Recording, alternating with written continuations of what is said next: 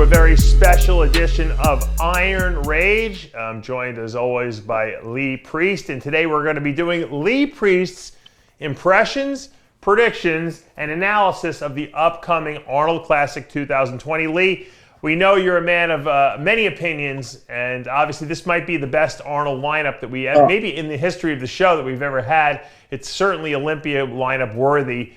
I'm not saying anything, Dave, because if I say back in my day when it was Kevin and Flex and me and Nasser, or then they'll say, stop living in the past, you old cunt. Yeah, I get that. But I want to bring on a special guest. This just so happens. I didn't even make this. I'm sitting here at Sam's Fitness to do some videos later, and I found this bit of plasticine here, and lo and behold, we've got Sean Ray as a guest with us today. Look. Is that life size? What's that look like? Oh, according to Paul Dillette, it could be life size. But, it's a cold day. It looks like a fire hydrant to me. It's a cold day here. Nothing worse than a cold day, and it looks like a stack of quarters. I'm a grower. I'm a grower, not a shower. Oh. Ouch! That hurt.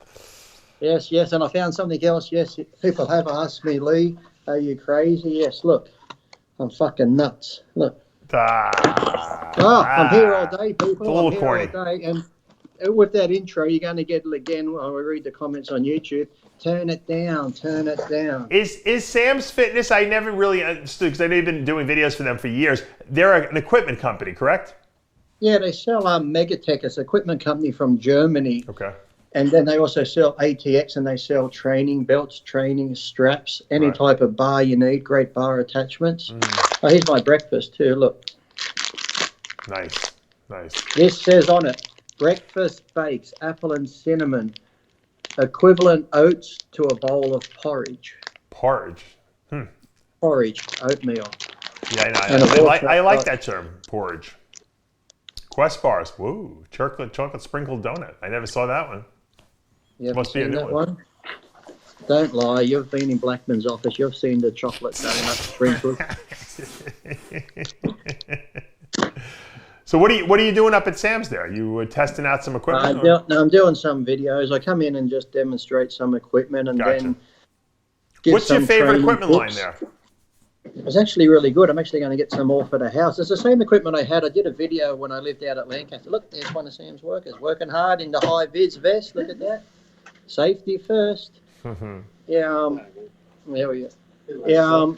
In 2002, the training videos I used to do up at Lancaster when I lived in the shed, that was all a lot of PowerTech stuff. But now, PowerTech's not that good. We go Megatech now and ATX. Megatech's like a German company, similar to PowerTech, but a lot better and more sturdy. So I'm going to get some more stuff so I can train at home again in secrecy for the comeback. Oh, you do? Whoosh. Now let me ask you this question. I didn't know you trained at home. Do you have equipment at your house? I used to, and I love training at home because I just get those, sometimes you're just watching TV and you're like, fuck, I feel like training, and you go train. Sometimes I get that urge, like, I want to go to the gym. Yeah. And then by the time I drive there, it's like, oh, I've lost that urge now. So it's like... Yeah, I have a lot of equipment in my... Well, not a lot. I have some equipment in my house, and it does make it a lot easier, especially because I have kids. I don't want to point out the obvious, Dave. I'm looking at you. You obviously don't use it. So maybe if you got the equipment there, you should use it. I got to go in the Boston Lloyd protocol. That's all. Look at it. Look, this is how many days I got to the Arnold. How many days? If I do my... I drink a little bit of water, but look, here we go. How long have we got to the Arnold today? Look at all that synthol in that arm. Holy mackerel. Oh, shit. Again, that's the second time I flexed and hurt myself. That's how you know you're getting old. Look, I'm not doing the show. I've pulled the pin, Dave. I've pulled the pin. Do you have abs, though? I'm holding too much water. Do you have abs, though? That's what we want to know. Let's see. Hold on. They're probably hairy, but...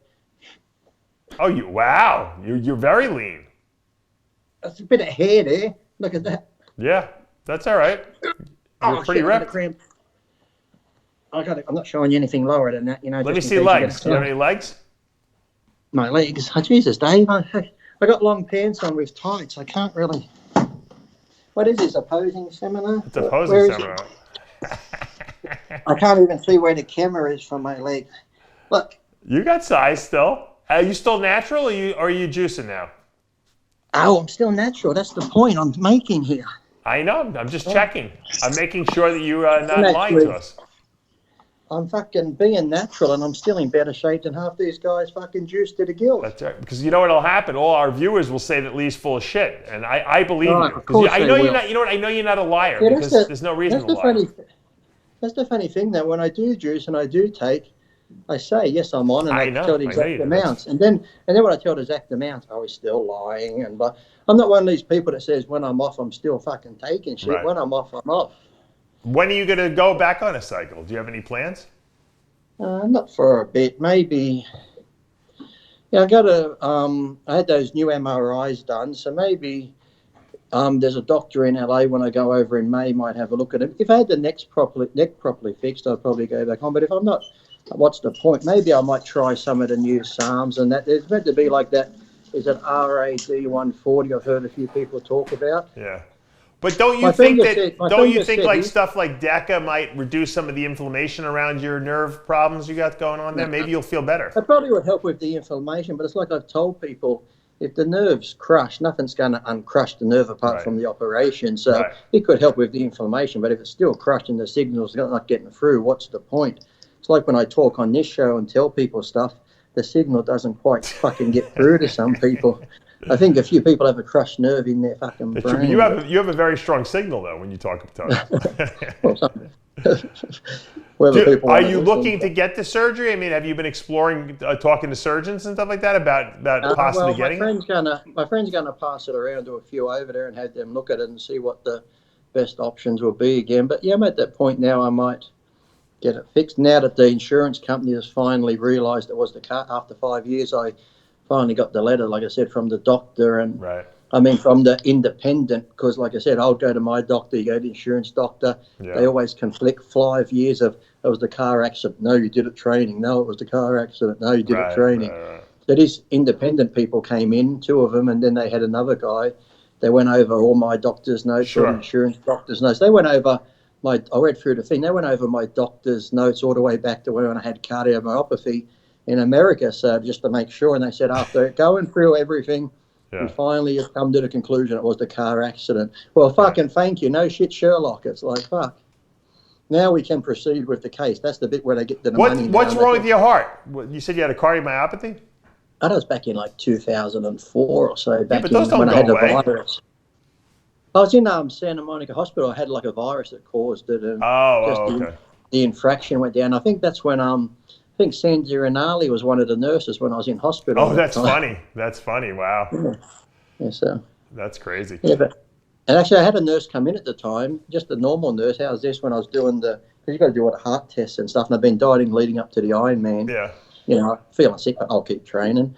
The nurse come in, right, and she said this, what she said to Kathy and I, he's going to die.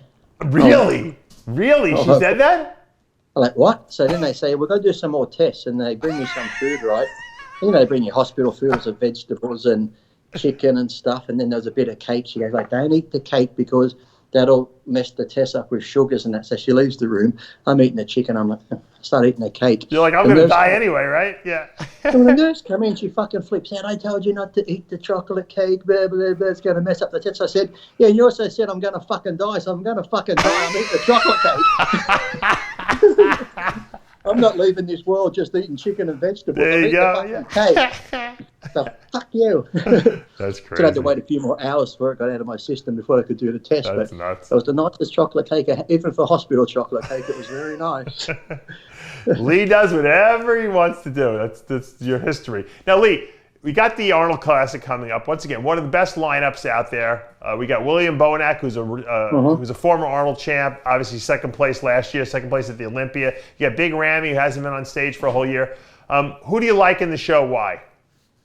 I like Bonac because he's like really complete in density and stuff as long as his conditioning's on. I know people say it's Ramy show if he brings in conditioning. Well, that's the big if he brings conditioning. But even if he brings conditioning, the way it's like even Boston Lloyd was saying, the way his legs look now, and that there's just that imbalance there. So even if he is in condition, to me, he just looks weird. It's like, to me, it'd be like, Tom Platt's never won a show, and he used to come in condition and had huge legs, and it just threw his symmetry off. So if we look back at Lee, I'm looking at the past again, but even like just people, the imbalance there now, it's like Rami just needs so much more on his shoulders and arms and that now to make him look complete. But don't you think that Rami had bigger arms and shoulders years ago? It almost seems like his shoulders and arms have gotten smaller. I don't know. I'm not sure if they got smaller. His legs have just been, whatever it's done to his legs, have made his legs look that much bigger. That's just overshadowing his upper body. Because I'm sure in person, if his legs were covered and just had a t-shirt on, you're probably like, fuck, he's got great arms and shoulders. But then when you see the legs, you're like, well, okay, you're not looking at anything else.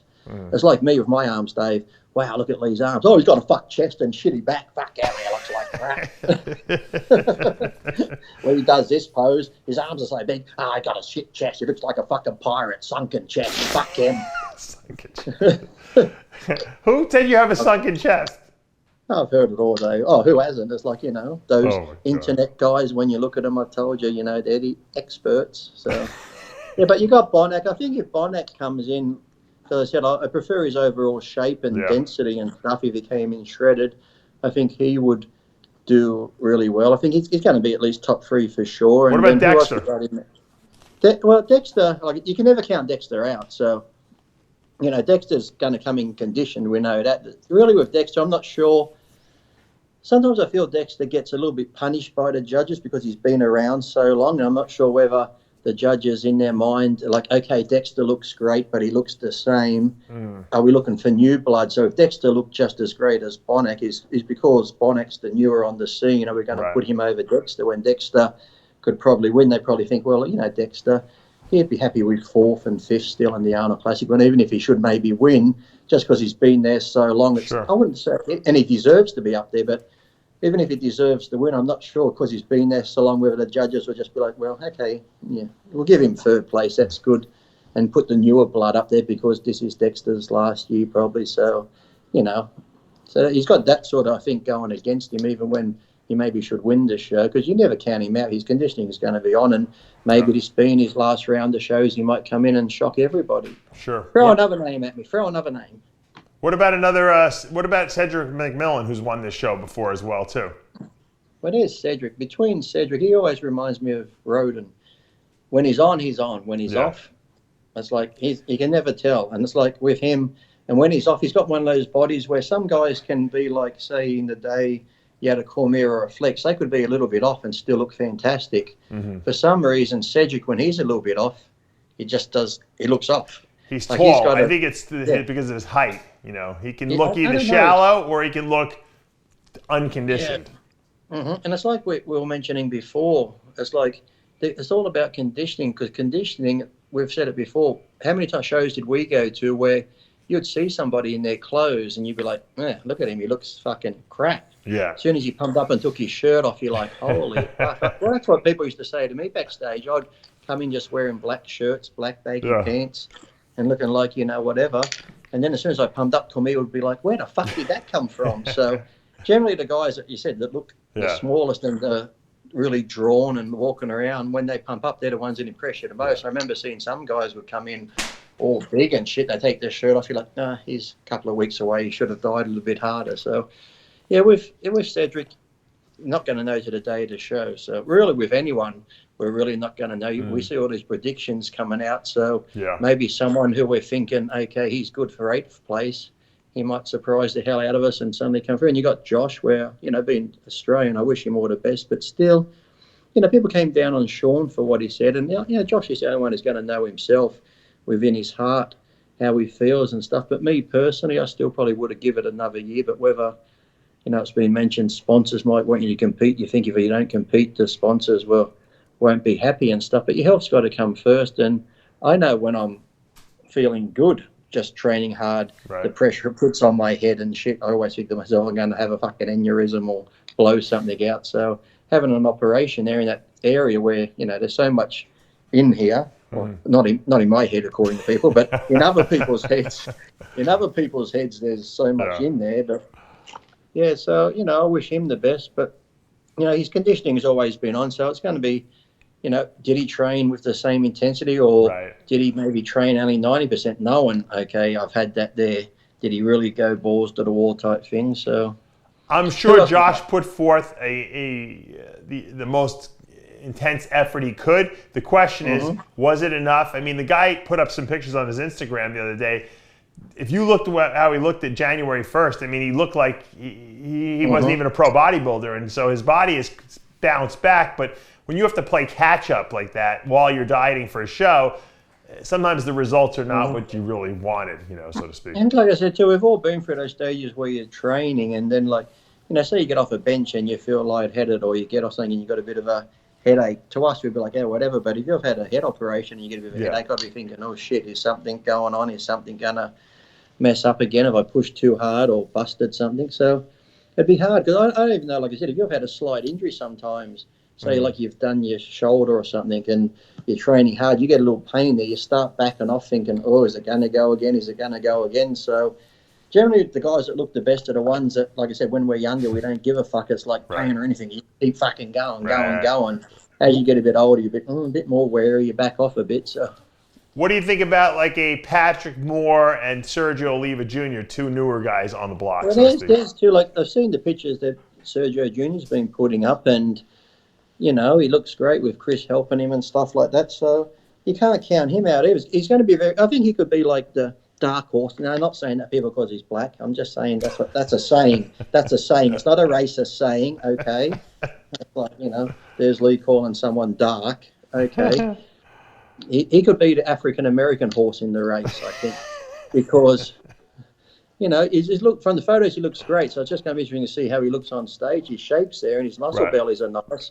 He's going to have the nice symmetry and small waist. And as you mentioned before, he's going to come in with a good posing routine for sure. So even like Patrick Moore, see, those type of people to me is like, years ago when they said about the bloated stomachs, they were going to punish people. They never did. So it got out of control. Same with women's bodybuilding. They said women's bodybuilding was getting too big, lose 20%. Caffeine, a lot of girls lost 20%, but then they still gave it to the big girls. So it got out of control. So now we've got the classic physique, which to me is what bodybuilding used to be. So we've actually let it go that far.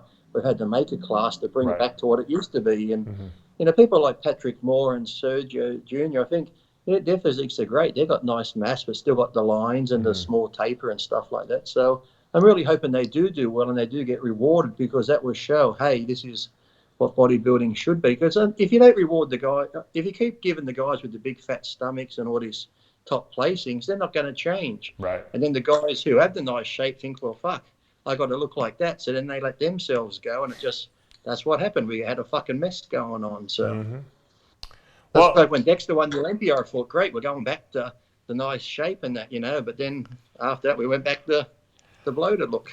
Well, we went back to Cutler, who came back really good in 09. But, the judges ultimately have to judge what's up there. It seems like, at least assuming people come in shape, that they're going to have a lot to look at this upcoming Arnold Classic, because the field is so deep. And we didn't even talk about guys like Kuklo and Akeem Williams. I mean, there's a lot of good guys. Lionel Baiki can shock a few people if he ever showed up in shape. You have to judge what's up there, sure, but you've also got guidelines of symmetry, conditioning, and all this sort of stuff. So if you had like a Patrick Moore who's up there conditioned with a small tapered waist, and then say you had a big Rami up there who's conditioned but a bloated gut, you got to go for the Patrick Moore. If you're going for the guidelines that they've set in their rules and guidelines of judging, you can say, okay, Rami's so much bigger, okay, but that's not the look you're saying that we're meant to go for, the symmetry in the small waist. If he's bloated, you can't reward him. So, but Rami probably potentially, if he brings the best look of his life in, I think he's unbeatable in this lineup, because he's just got all the tools. He has a small waist. He has the most muscle. He has good V taper. He has, assuming he brings conditioning, he'll have conditioning. So I think the show is his to lose. If he doesn't win it, the only person he can blame is himself. Yeah, because still, but like I said, when I look at him, his legs have just got so far out of control now. He doesn't have that balance. And if we're going by the guidelines, symmetry overall from top to bottom, you can't go and then in. You got to have the shoulders, arms, small waist things. And then for a long time there, I remember, Dave, back in my day, they used to judge on having calves, and for a while it didn't matter if you had calves or not. It's like, he's got no calves, who gives a fuck, because he's got ripped glutes. And people used to say to me, I've seen some comments, Yeah, but Lee never had ripped glutes because I'm going to explain why, people. This could come as a shock to people. As I was young growing up and I looked in the magazines, I went, wow, look at Tom Platz's legs. I want legs like that. Look at Eddie Robinson's arms. I want arms like that. I never once looked at a bodybuilder and said, you know what? I want an ass like that. I want to get into this sport to have the best ass I can have. I went for the body. Whoa. I went for the body parts that, I could, that I look for, because glutes back then were like, okay, my work. You didn't want Gaspari glutes? I didn't have the lines in them. To me, it was like, and plus my trunks covered my ass, so it wasn't like I had, the show it off type thing. I just had them covered. So it wasn't, to me, it wasn't a body part that was interesting. But then it's like, oh, you got to have ripped glutes. So a guy could have ripped glutes, but shit everything else. Or his arms are shit. Oh, but he's got ripped glutes. And they say it's one from the back. Yeah. Well, the back's the back is a pose, but then there's side tricep, front double bicep, front lat spread, front. I think striated glutes kind of depicts like the supreme conditioning. Like in other words, this guy suffered to the nth degree and got everything ripped, including his glutes. Because for most people, what about the ones you see with ripped glutes? But they had a Tommy Forseen or a Renel Genevieve. They had great ripped glutes, but everything else wasn't as shredded. So it's like Well, I mean, they were missing size in certain areas. But I'm just saying, by and far, from conditioning standpoint, I think it impresses the judges and the fans to see ripped glutes. Tell you what shouldn't be the only criteria, obviously, that they use to judge the show. I'll tell you what impresses people, Dave. It might impress when you're on stage, but when you're walking around the expo or you're going to the movie theater and you've got your jeans on and your glutes are covered, those 21-inch rip pythons hanging out of your fucking shirts, what's impressive? You can't go up to people and say, "Oh, looks like he's got ripped glutes through those jeans." No one gives a shit apart from Steve Blackman who'll come along and give it a speech. But, nobody else. You're right. I always wanted arms, and you certainly have arms. That's for sure. Where's he going? I just had to shut the door. There's a guy vacuuming. I was getting rid of you anyway any minute now. So, final comments. But the Arnold, I just wait. It's like final comments. Final thoughts. The predictions could be fun, but I always just wait to the day to show, because even if someone put up a photo today looking shredded, even with a few days to go, we've all seen the magic. Let's do the magic hocus pocus. This will bring you in good. And oh shit, what happened? So the day to show is, like I said, there could be somebody come out of the woodwork who, like you said, Akeem Williams or someone might turn up and go, holy shit, look at that. And I do hope that, because, some people do get the hype, like the Ramis leading up to the show. That's what I used to hate about the Olympia sometimes when it was Phil and Kai. It was like the Phil and Kai show. It's like, what about all the other guys? Because everyone's got Phil and Kai. Everyone sees Phil and Kai. So when they get on stage, the judges automatically Phil and Kai, when somebody else could be looking just as good. But because of all the hype, they're so fixed on these two, they overlook somebody else. So I just hope they make it fair and everyone gets a fair shot. And I really just hope the best person on the day wins, who has everything. Overall, conditioning, shape, everything. So we'll see if Lee Priest is right, if William Bonek has a little edge going into this Arnold Classic, or if Ramy will deliver the goods when all is said and done. I'm Dave Palumbo with Lee Priest. For our producer, Tyler Shore, for another installment of Iron Rage. We'll be back with our post-Arnold show next week. Wait to 2025. Could be a comeback, but that's none of my business.